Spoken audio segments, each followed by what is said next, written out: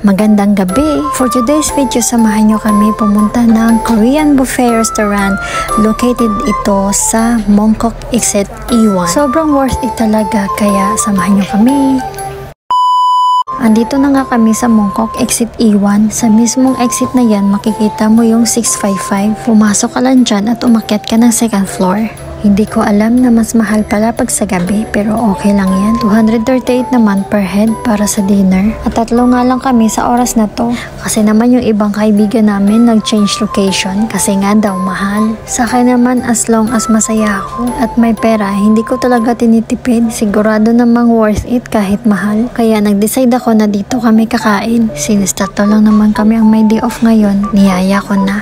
First time ko nga nakapasok dito kasi doon naman kami palagi nagbo-buffet sa Shamshupo. At eto naman, nakita ko lang sa mga nagpo-post kaya pinuntahan na namin.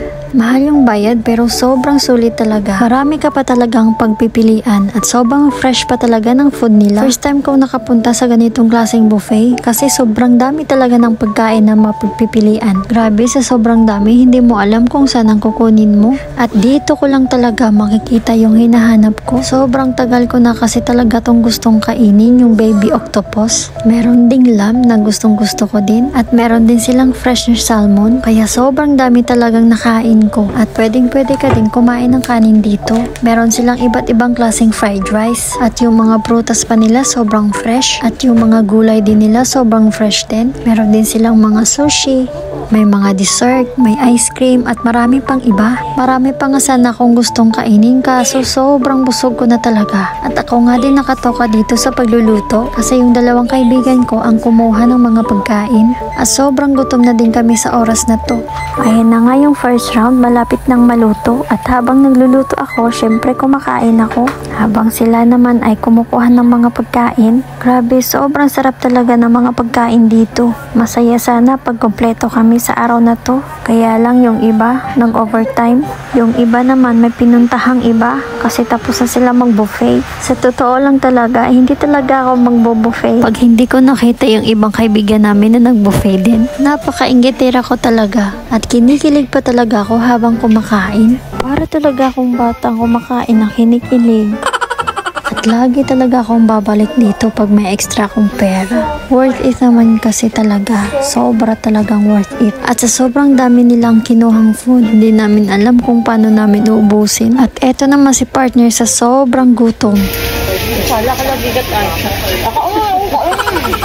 Sana next time pamilya ko naman ang mga kasama ko para naman matikman nila yung mga pagkain na kinakain ko dito sa Hong Kong. Merong buffet naman sa amin kaso hindi gaya dito. Next time talaga pag uwi ko, maghahanap talaga ako ng gaya nito at dadalhin ko lahat ng pamilya ko. Dinala ko naman dati sila sa buffet kaso isang beses lang yun. Pag uwi ko talaga ng Pilipinas, magbo-buffet kaming lahat.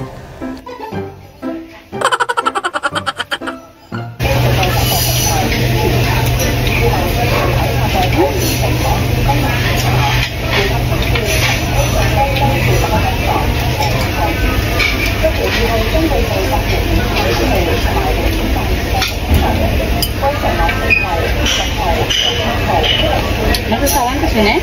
Luto na agad? May sushi na na? Hindi. Hindi. Sashimi na agad sila. Sashimi na. Pero luto na? Hindi. Wala mo bala. Wala mo bala. Hindi ko sa sinit. Ikan mo niya. Luto na sa sauce para ano pa.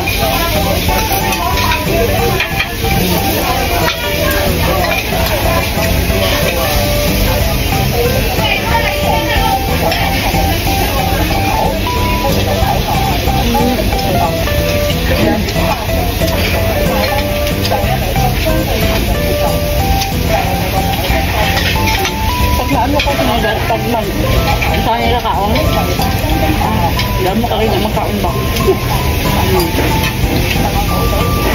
Alam ko siniganahan dati, kaya daw lain.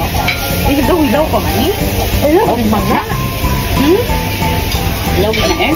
Sashimi tawag. Sashimi tawag na lang. Ito, ano sabok. Ano